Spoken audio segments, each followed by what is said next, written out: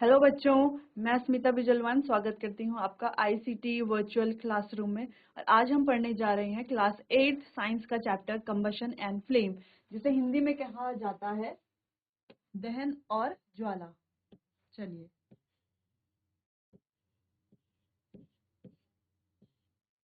दहन और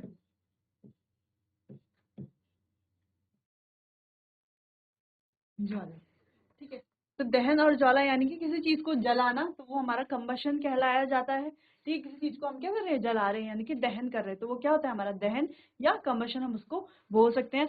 और जलने के बाद जब उसमें से क्या निकलती है, वो जो आंच निकलती है, ठीक है, वो जो फ्लेम्स हमें दिखती है, उसी को क्या बोलेंगे, फ्लेम। और हिंदी में क्या बोलेंगे, उसे ज्वाला हम कहेंगे। ठीक है, चलिए, तो इसके बारे में आज हमें पढ़ना है। तो डिटेल में हम इस चैप्टर के बारे में क्या करेंगे, यहाँ पर डिस्कस करेंगे। चलिए, सबसे पहले हमारा कंबस्टिबल सब्सटेंसेस। अब कंबस्टिबल सब्सटेंसेस कौन से सब्सटेंस होते हैं?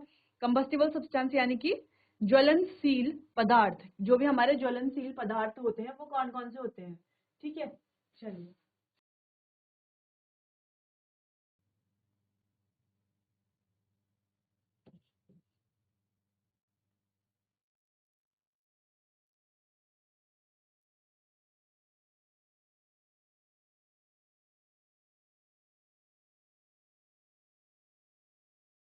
चलिए, तो ज्वलनशील पदार्थ हमारे कौन कौन से पदार्थ होते हैं? Substances which burn in air to produce heat and light are called combustible substances। यानी कि ऐसे पदार्थ जब वो हवा की यानी कि वायु के साथ जलते हैं तो क्या प्रोड्यूस करते हैं, क्या बनाते हैं? हीट एंड लाइट, यानी कि गर्मी और रोशनी वो पैदा करते हैं। कौन से सब्सटेंस? जो हमारे ज्वलनशील पदार्थ होते हैं, ऐसे पदार्थ जो हवा की मौजूद या वायु की मौजूदगी में जलते हैं। ठीक है, वायु की मौजूदगी में जलते हैं और क्या बनाते हैं, गर्मी और रोशनी की वो रोशनी पैदा करते हैं। ठीक है, तो वो होंगे हमारे कंबस्टिबल सब्सटेंसेस। जैसे कि हम बोले लकड़ी, वुड यानी कि लकड़ी, कोल यानी कि कोयला। ठीक है, कोयला। अब हम ध्यान से देखें, अगर हम लकड़ी की बात करें या कोयला की बात करें या एलपीजी की बात करें या केरोसिन यानी कि मिट्टी के तेल की बात करें। ठीक है, चलो, अगर हम लकड़ी की बात करते हैं तो जो हमारी लकड़ी होती है, हम जलाएंगे तो ऐसे तो जलेगी नहीं, है ना। जब भी हम क्या करेंगे, इसे जलाने की कोशिश करेंगे, तो कहाँ पर सबसे इंपॉर्टेंट कंडीशन क्या है? एयर हमें वहां पर चाहिए, यानी कि वायु हमें वहां पर चाहिए।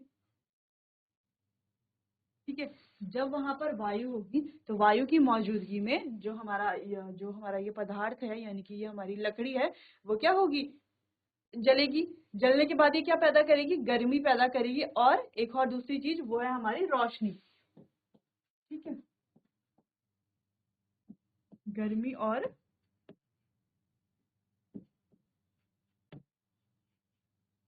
रोशनी ये पैदा करती है। ठीक है, चलिए, तो कुछ एग्जाम्पल क्या है हमारे, कुछ उदाहरण है हमारे ज्वलनशील पदार्थों के, जो कि है हमारा लकड़ी, कोयला, चारकोल, मिट्टी का तेल है। ठीक है, हमारे पास पेट्रोल है, डीजल है, ये हमारे एलपीजी गैस है जो हमारे घरों में सिलेंडर्स में पाई जाती है। ठीक है, उसके बाद हमारे पास कॉम्प्रेस्ड नेचुरल गैस यानी कि सीएनजी है। ठीक है, चलिए, तो आप ये नोट कीजिए।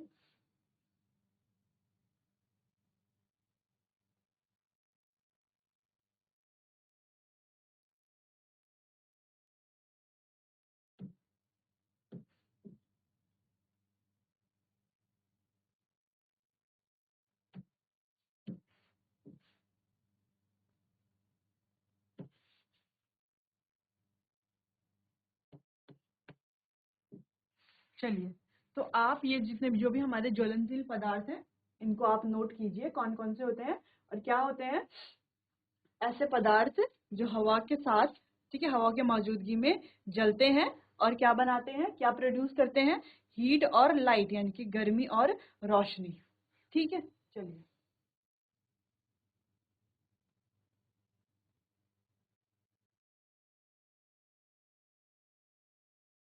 चलिए आगे बढ़ते हैं। आगे हमारा कंबशन। ठीक है, यानी कि दहन, दहन किसे कहा जाता है।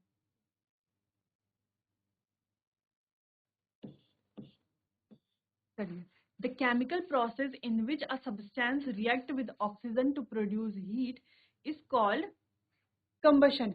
यानी कि एक ऐसी प्रतिक्रिया या ऐसी प्रोसेस या ऐसी क्या रासायनिक प्रतिक्रिया जिसमें एक पदार्थ ऑक्सीजन के साथ, ठीक है, ऑक्सीजन के साथ प्रक्रिया करके क्या बनाता है, हमारा हीट बनाता है, उसी प्रोसेस को क्या बोलते हैं, उसी को कंबशन बोला जाता है।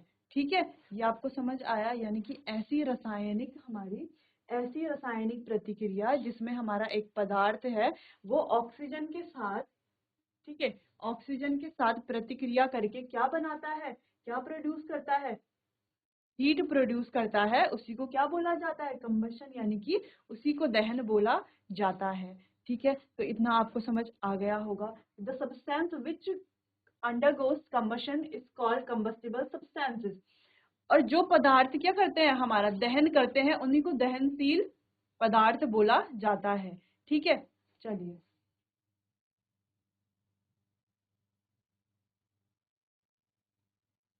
उन्हीं को ज्वलनशील पदार्थ बोला जाता है। It is also called a fuel. इसको क्या बोला जाता है, फ्यूल, यानी कि ईंधन भी हम कहते हैं इसे। ठीक है, इसी को क्या बोला जाता है, ईंधन भी बोला जाता है। किन को बोला जाता है, ईंधन, ऐसे पदार्थ जो क्या करते हैं, ज्वलनशील अभिक्रिया में क्या करते हैं, भाग लेते हैं। ठीक है, यानी कि ऐसे पदार्थ जो ज्वलनशील अभिक्रिया में भाग लेते हैं, उन्हीं को भी क्या, उनको हम क्या बोल सकते हैं, ईंधन भी बोल सकते हैं। Sometimes light is also produce during combustion either as a flame or as a glow. ठीक है, कभी कभार क्या होता है, उसमें रोशनी, या हम बोल सकते हैं रोशनी भी कभी कभार उसमें पैदा होती है। ठीक है, चलिए, air is necessary for combustion. और जो हमारा जलने के लिए सबसे ज्यादा इंपॉर्टेंट क्या है, हवा। ठीक है, वायु हमारी क्या है, सबसे ज्यादा इंपॉर्टेंट, क्योंकि इसमें क्या होता है, ऑक्सीजन होता है। ठीक है, चलिए, तो आप इसे नोट कीजिए।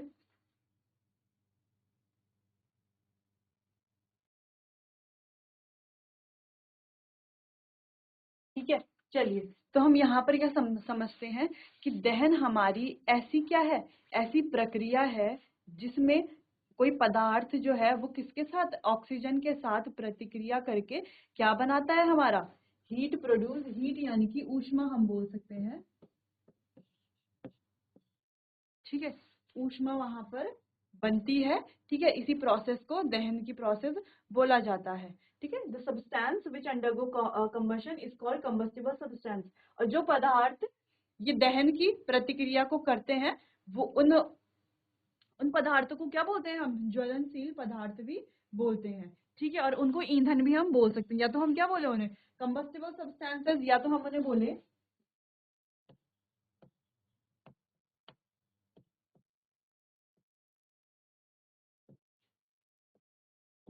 ज्वलनशील पदार्थ, हम उन्हें बोल सकते हैं, या हम उन्हें ईंधन भी बोल सकते हैं।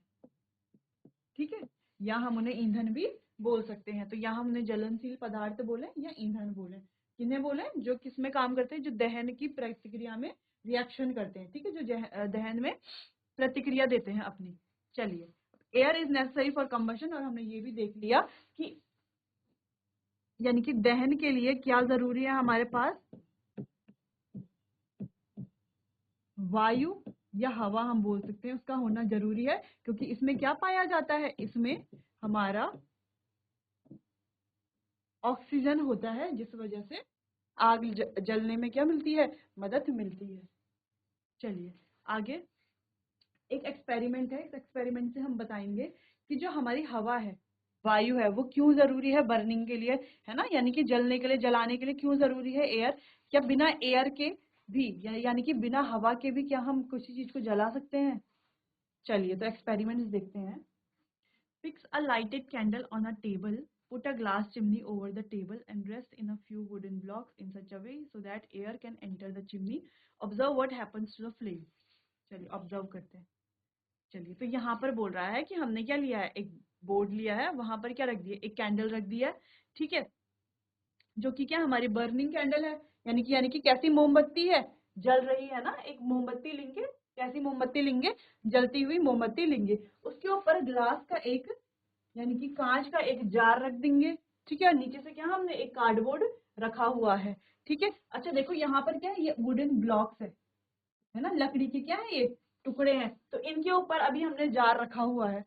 अब इनके ऊपर जार रखा हुआ है तो यानी कि यहाँ से अंदर हवा जा रही होगी, ठीक है, यहाँ से दिख रहा है हमें, यहाँ से अंदर क्या हो रहा होगा, हवा जा रही होगी। जब यहाँ से अंदर हमारी हवा जा रही है तो इसीलिए कैंडल क्या हो रही है, जल रही है, ठीक है। तो अभी तो कैंडल जल रही है, यानी कि ये हमने बोर्ड लिया है, बोर्ड के ऊपर हमने लकड़ी के टुकड़ों को फिक्स किया है, ठीक है। उसके अंदर हमने उनके बीच में हमने कैंडल रखी है और उसके ऊपर से हमने ये जार रख दिया है कांच का, ठीक है। तो अभी कैंडल जल रही है क्योंकि क्या है, जो हमारे क्या है, ये वुडन ब्लॉक्स है, यानी कि लकड़ी के टुकड़े हैं, उनके नीचे से जो गैप इतना लगभग उसके नीचे गैप है, तो उस गैप से क्या हो रही है, हवा अंदर जा रही है, कैंडल बर्न हो रही है, ठीक है। चलिए अब सेकंड उसमें हम देखते हैं, हमने क्या किया, इस वुडन ब्लॉक को यहाँ से हटा दिया। जब वुडन ब्लॉक वहां से हट गया, ठीक है, तो क्या हुआ, फिर भी थोड़ी बहुत हवा वहां अंदर जाती रही, जिस वजह से कैंडल हल्की हल्की धीमी धीमी जल रही थी, ठीक है। अब हमने क्या किया, उसके ऊपर एक और ग्लास प्लेट रख दी।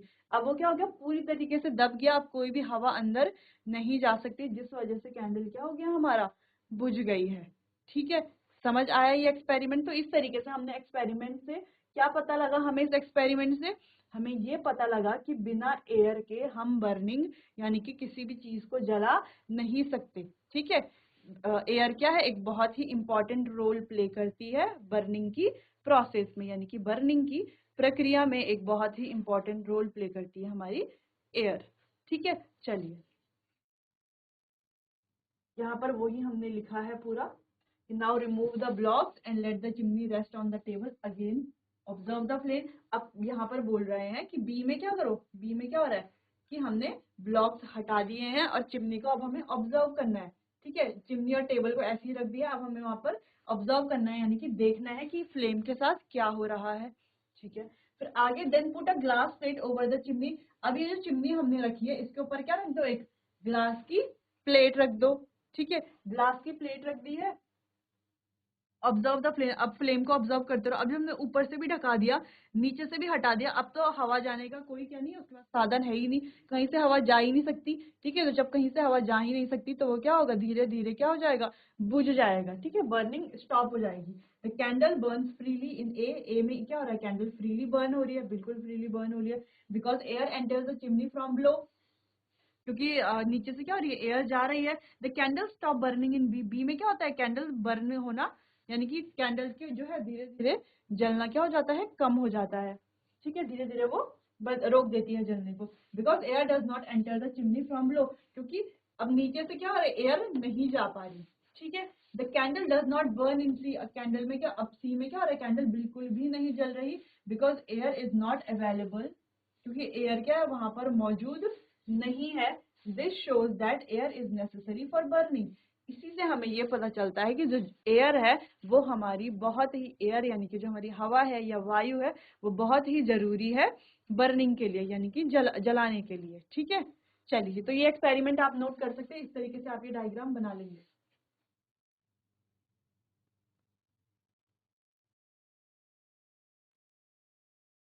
ठीक है। क्या समझते हैं कि हम एयर जो है वो हमारी बहुत ही जरूरी है बर्निंग के लिए, यानी कि दहन के लिए, ठीक है, दहन भी हम बोल सकते हैं, बर्निंग यानी कि जलने के लिए बहुत ही जरूरी है, ठीक है। चलिए तो आप नोट कीजिए इसे।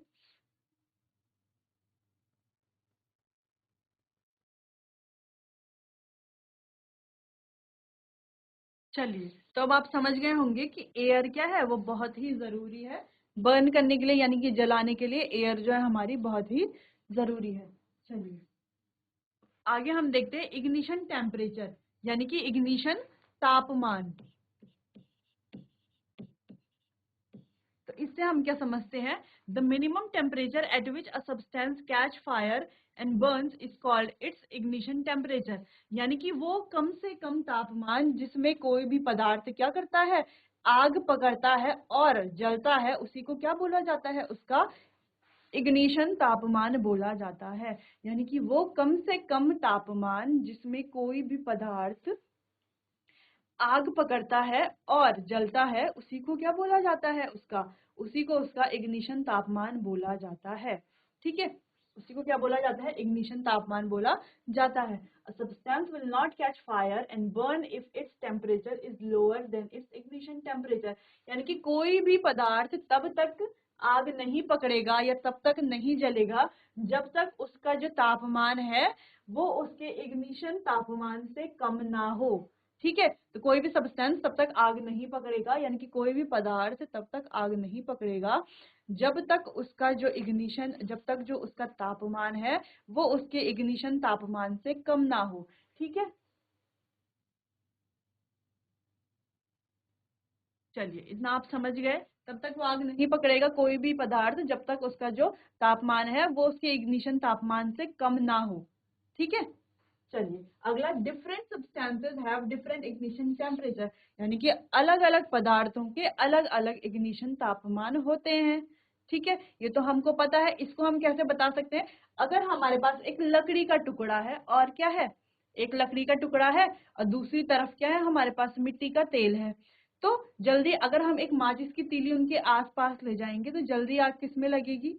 तो हमको पता है जल्दी आग जो मिट्टी का तेल है वो जल्दी क्या कर लेगा? फायर कैच कर लेगा, यानी कि जल्दी आग पकड़ लेगा। ठीक है, तो उसमें जल्दी आग लग जाएगी। यानी कि जो उसका इग्निशन तापमान है वो क्या है? बहुत कम है, जिस वजह से उसमें क्या हो रहा है? इजीली आग, यानी कि बहुत ही आसानी से उसमें आग लग जा रही है। जबकि दूसरी ओर जो हमारा लकड़ी का टुकड़ा है उसमें अगर हम इस तरीके से एक माचिस की तीली लेके जाएंगे तो वहां पर आग नहीं लगेगी, क्योंकि उसका जो इग्निशन तापमान है वो कम नहीं है। ठीक है, चलिए तो यहीं पर ये, यानी कि हमारा लकड़ी का और मिट्टी के तेल दोनों का इग्निशन तापमान अलग अलग ही तो होगा, जिस वजह से एक तो आग पकड़ रहा है और एक आग नहीं पकड़ रहा। ठीक है, इतना आपको समझ में आया? तो यहाँ पर यही मतलब था कि अलग अलग पदार्थों का अलग अलग इग्निशन टेम्परेचर यानी कि इग्निशन तापमान होगा। चलिए, the ignition temperature of kerosene is less than the ignition temperature of would. वही यहाँ पर उदाहरण दिया गया है जो अभी हमने डिस्कस किया कि जो मिट्टी का तेल है उसका इग्निशन तापमान कम होगा, किससे? लकड़ी से। ठीक है, यानी कि लकड़ी के मुकाबले जो हमारा कैरोसिन यानी कि मिट्टी का तेल है उसका इग्निशन तापमान कम होगा। ठीक है, यानी कि इग्निशन तापमान कम होना यानी कि वो जल्दी आग क्या कर लेंगे? पकड़ लेंगे। ठीक है, चलिए, substance which have very low ignition temperature can easily catch fire with the flame and are called inflammable substances। ठीक है, जो पदार्थ जिनका जो इग्निशन तापमान है वो कम होता है वो वो बहुत ही जल्दी आग पकड़ लेते हैं। ठीक है, और उनमें क्या ज्वाला हमें देखने को मिलती है, तो उन्हें क्या बोला जाता है? उन्हें ज्वलनशील, उन्हें हम ज्वलनशील पदार्थ बोलेंगे। ठीक है, इनफ्लेमेबल सब्सटेंस हम उनको बोलेंगे जिनका इग्निशन टेम्परेचर क्या होगा? कम होगा, वो बहुत ही जल्दी आग पकड़ेंगे। ठीक है, और बहुत ही जल्दी हमें उनमें ज्वाला देखने को मिलेगी और उन्हें क्या बोला जाएगा? ज्वलनशील पदार्थ बोला जाएगा। जैसे कि इग्निशन टेम्परेचर यानी कि इग्निशन तापमान जो है वो कम किसका होता है? हम बोल सकते हैं कि पेट्रोल का इग्निशन तापमान बहुत कम होता है, क्योंकि पेट्रोल के अगर हम जरा सा पास भी क्या लेके जाएंगे, मैच स्टिक यानी कि माचिस की तीली को लेकर, जलती हुई माचिस की तीली को लेकर जाएंगे तो क्या हो जाएगा? उसमें आग लगना शुरू हो जाएगी। और वैसे ही अल्कोहल यानी कि शराब जिसे कहा जाता है, तो अल्कोहल भी क्या है? हमारा इनफ्लेमेबल सब्सटेंस है, यानी कि ज्वलनशील पदार्थ है जिसका इग्निशन तापमान क्या है? बहुत ही कम है। तो शराब के पास भी अगर हम माचिस की तीली लेके जाएंगे तो वो क्या होगा? बहुत ही आसानी से आग पकड़ लेगा। वैसे ही यहाँ पर हमारा एलपीजी है, सीएनजी। तो एलपीजी का एग्जांपल तो हम अपने घरों में भी देखते हैं। जब हम चूल्हा जलाते हैं पहले नीचे से गैस ऑन करते हैं, है ना, नीचे से सिलेंडर को ऑन करते हैं, फिर हम अपना चूल्हा जलाने की कोशिश करते हैं। तो चूल्हे को जब हम खोलते हैं तो वहां पर माचिस की तीली उसके पास ले जाने से ही क्या होता है? जलती हुई माचिस की तीली अगर हम अपने गैस के पास में ही ले जाते हैं तो क्या होता है? वहां पर आग जलने लगती है ना। आग जलने लगती, क्यों जलने लग रही है आग? क्यों उसमें टाइम नहीं लग रहा जलने में? क्योंकि जो हमारा सीएनजी, जो हमारा एलपीजी है, उसका जो इग्निशन तापमान है वो क्या है? बहुत ही कम है। ठीक है, वैसे ही सेम पेट्रोल का भी बहुत कम होता है, अल्कोहल भी कम होता है, और सीएनजी उसका भी बहुत ही कम होता है। ठीक है, सीएनजी जो हमारी प्राकृतिक गैस है, कंप्रेस्ड नेचुरल गैस को, प्राकृतिक गैस को कंप्रेस्ड करते हैं। ठीक है, इस तरह के जो हमारे ऑटोज वगैरह होते हैं वो सीएनजी से चलते हैं। ठीक है, इस तरीके के। और पेट्रोल तो हमें पता है कि गाड़ी में यूज होता है, और जो हमारा एलपीजी है वो हमारे सिलेंडर्स में यूज होता है। और इन सभी को क्या बोला जाता है? फ्यूल भी हम बोलते हैं। फ्यूल यानी कि जिससे हम क्या करते हैं, जिसे हम जलाते हैं। फ्यूल यानी कि ईंधन। ठीक है, जिसकी मदद से ये जलने की प्रक्रिया होती है, कंबशन होता है। ठीक है, चलिए इतना आप समझ गए होंगे, इसे आप नोट कीजिए अपनी कॉपी में।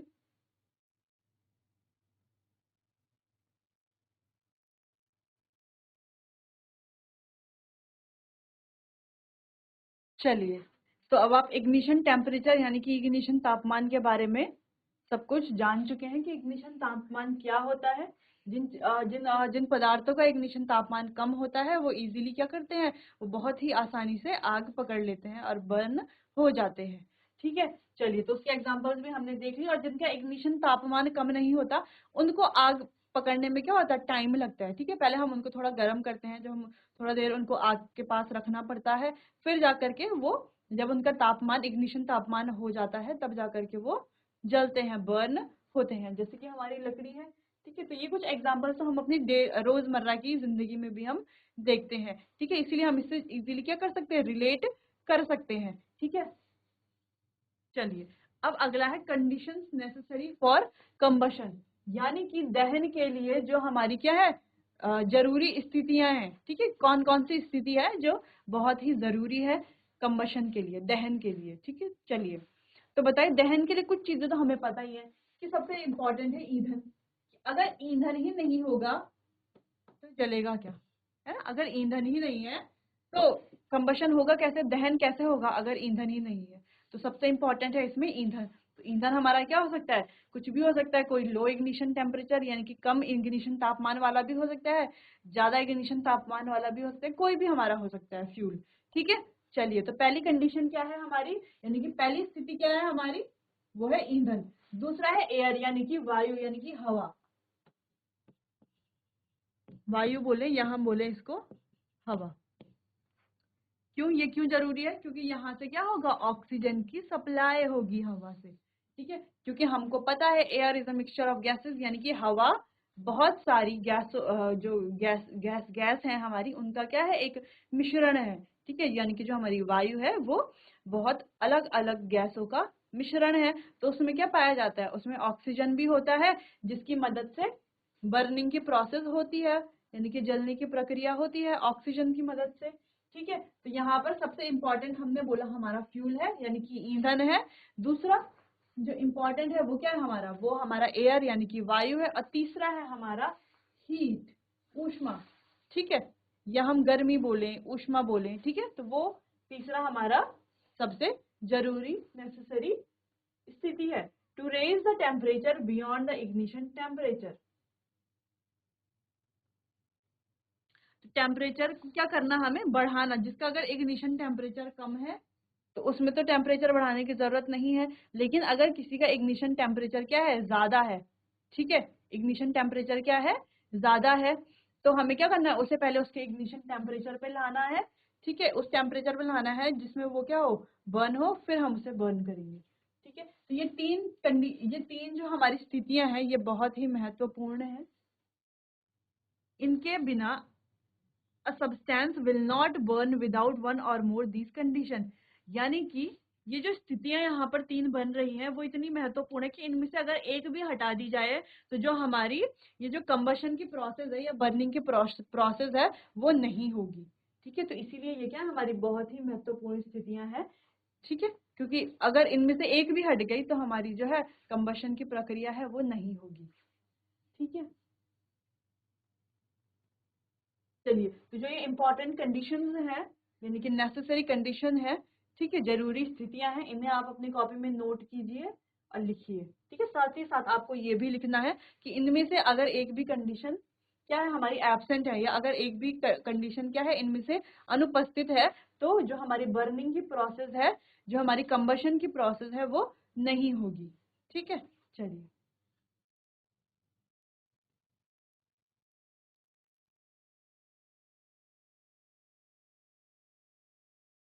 चलिए अगला आगे बढ़ते हैं। यहाँ पर हमको यानी कि ये जो हमारी महत्वपूर्ण और जरूरी स्थितियां यहाँ पर बन रही हैं, होती हैं जो हमारी कंबशन के लिए, दहन के लिए, वो क्या है हमारी, पहला हमारा ईंधन, वायु और ऊष्मा। ठीक है, तीन हमारी इंपॉर्टेंट कंडीशंस होती है, इनमें से एक भी हट जाए तो आग नहीं जलेगी या कंबशन नहीं होगा। ठीक है, चलिए how do we control fire. तो हम जो है आग को यानी कि जलती हुई आग को नियंत्रण कैसे करें, कैसे उसको नियंत्रित कर सकते हैं हम, क्या हम कर सकते हैं, एक बार अगर कहीं पे आग लग गई तो क्या हम उसको नियंत्रित कर सकते हैं, नियंत्रण में ला सकते हैं क्या, बिल्कुल ला सकते हैं। कैसे ला सकते हैं, चलिए the condition necessary for producing fire, यानी कि अग्नि को यानी कि आग को पैदा करने के लिए जो हमारी इंपॉर्टेंट यानी कि महत्वपूर्ण स्थितियां होती हैं, वो क्या होती है, पहला हमारा ईंधन होता है, वो हम पहले भी पढ़ चुके हैं। दूसरा हमारा हवा या वायु हम इसे बोल सकते हैं। तीसरा है हमारा हीट। ठीक है, ये तीन चीजें इंपॉर्टेंट हो तो fire can be control by removing any one of these condition, यानी कि इन तीनों कंडीशन में से किसी भी एक कंडीशन को रिमूव यानी कि हटा करके हम फायर को यानी कि आग को नियंत्रित कर सकते हैं। यानी कि ये जो तीन कंडीशंस बन रही है, इन तीनों कंडीशंस में से एक कंडीशन, किसी भी एक कंडीशन को हम हटा करके क्या कर सकते हैं, वहां पर आग को नियंत्रित कर सकते हैं। ठीक है, अगर हम एयर हटा दें वहां से, क्या हटा दें, एयर हटा दें, एयर कैसे हटा सकते हैं, हम वहां पर फायर एक्सटिंग्विशर यानी कि जो आग कंट्रोल करने का जो यंत्र होता है, आग बुझाने का जो यंत्र होता है, फायर एक्सटिंग्विशर, वो वहां पर उससे डाल करके हम क्या कर सकते हैं, एयर हटा सकते हैं। ठीक है, या तो हम वहां से फ्यूल हटा दें, हीट हटा दें, तो ये चीजें जब हम हटा देंगे तो क्या हो जाएगी, जो हमारी आग है वो नियंत्रित हो जाएगी। चलिए, तो एक बेस्ट एग्जांपल ये है कि अ फायर एक्सटिंग्विशर, जो आग बुझाने का जो यंत्र होता है ना, वो लाल लाल हम देखते हैं हर जगह पर, वो क्या होता है, प्रेजेंट होता है। ठीक है, कुछ इस तरीके का दिखता है ना, इस तरीके का दिखता है। तो ये क्या होता है, इससे क्या करते हैं हम, अगर कहीं पर भी आग लगी लग रही हो तो हम क्या करते हैं, इसको वहां पर स्प्रे कर देते हैं। ठीक है, तो जब इसको हम क्या करते हैं, जिस तरीके से यहाँ पर ये स्प्रे हो रहा है, जब ये हम इसको यहाँ पर स्प्रे करते हैं तो ये पूरे जो आग जल रही है उसके ऊपर फैल जाता है। जब ये उसके ऊपर फैल जाता है तो ये वहां पर क्या करता है, ऑक्सीजन की जो सप्लाई होती है, ठीक है, एयर की सप्लाई को क्या करता है, एयर जो वहां पे क्या होती है, जारी होती है, उसको क्या कर देता है, काट देता है। ठीक है, एयर की सप्लाई को काट देता है। जब एयर की सप्लाई कट जाएगी, वहां पर एयर ही नहीं आएगी, तो और आगे बर्निंग नहीं होगी, है ना, और आगे ये नहीं जलेगा, फ्यूल नहीं जलेगा। जब एयर क्या हो जाएगी, कट जाएगी, वहां से एयर वहां जा ही नहीं पाएगी, तो क्या होगा, यहाँ पर आग धीरे धीरे बुझने लग जाएगी और धीरे धीरे इसका तापमान क्या हो जाएगा, कम हो जाएगा। जब तापमान बिल्कुल 0 हो जाएगा तो आग बिल्कुल ही क्या हो जाएगी, बुझ जाएगी। ठीक है, तो ये दो चीजें करता है, एक तो यहाँ पर हवा को जाने से रोक लेता है ना, हवा की सप्लाई को क्या कर देता है, यहाँ पे काट देता है। दूसरी चीज क्या करता है, ये यहाँ पर ये जो फ्यूल यहाँ पर जो जल रहा है हमारा, उसको क्या कर देता है, उसके टेम्परेचर को कम कर देता है धीरे धीरे। ठीक है, जिस वजह से फायर क्या हो जाती है, यानी कि आग जो है नियंत्रण में आ जाती है। ठीक है, चलिए दूसरी चीज, यहाँ पर पानी डाल करके भी हम आग बुझा सकते हैं। पानी डाल करके कैसे आग बुझा सकते हैं, जब हम पानी डालेंगे तो उससे क्या होगा, जो उसकी हीट होगी वो खत्म हो जाएगी, है ना। अभी तो हमने एयर देखा, जब हमने एयर यूज किया है, एयर की सप्लाई को काट करके क्या हो गया, टेम्परेचर कम करके आग बुझ गई। दूसरा पॉइंट, यहाँ पर अगर हम देखें तो यहाँ पर पानी से आग बुझाई जा रही है। ठीक है, तो जब पानी से आग बुझाई जा रही है तो बुझ कैसे रही है आग, यानी कि जो हमारी चीज जो जल रही है, ठीक है, उसमें क्या होगा, जब हम पानी डालेंगे तो धीरे धीरे उसकी जो हीट है वो सारी हीट क्या हो जाएगी, खत्म हो जाएगी। ठीक है, वो अपने इग्निशन टेम्परेचर को छोड़ देगा, खत्म हो जाएगी पूरी हीट। जब हीट कम हो जाएगी तो वहां पर फर्दर बर्निंग नहीं होगी। ठीक है, तो इस तरीके से हम जो है आग को नियंत्रित या नियंत्रण में ला सकते हैं। तो चलिए ये पॉइंट्स आप अब नोट करेंगे अपनी कॉपी में। ठीक है,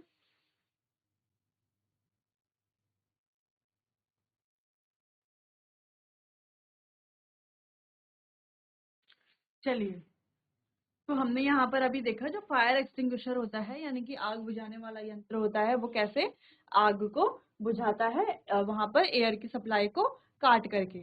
ठीक है, एयर की आपूर्ति वहां पर पूर्ति ही नहीं हो पाती, एयर नहीं जा पाएगी ना क्योंकि उसकी सप्लाई को उसने पहले ही काट दिया। ठीक है, चलिए तो यहाँ पर इतना आपको समझ आ गया होगा। चलिए आगे देखते हैं,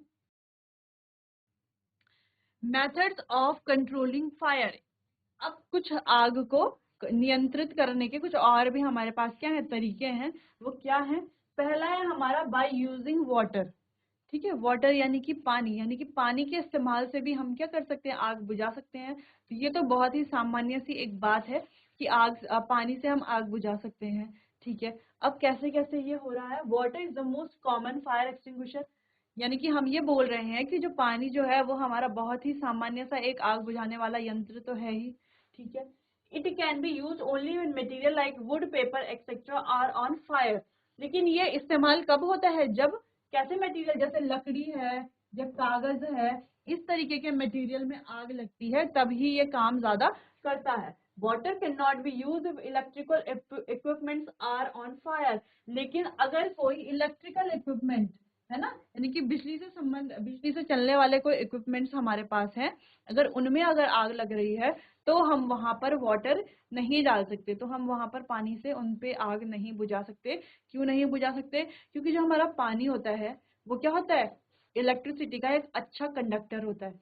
ठीक है, यानी कि वो बिजली को और ज्यादा अच्छे से क्या करता है, चलाता है ना, कंडक्ट करता है बिजली को। तो अगर हम वहां पर पानी डाल, अगर किसी भी जो हमारे बिजली के उपकरण होंगे उनमें अगर आग लगे और हम वहाँ पानी डालेंगे तो वो आग क्या हो सकती है, और फैल सकती है, और जो पानी डाल रहा है उसको भी आग लग सकती है।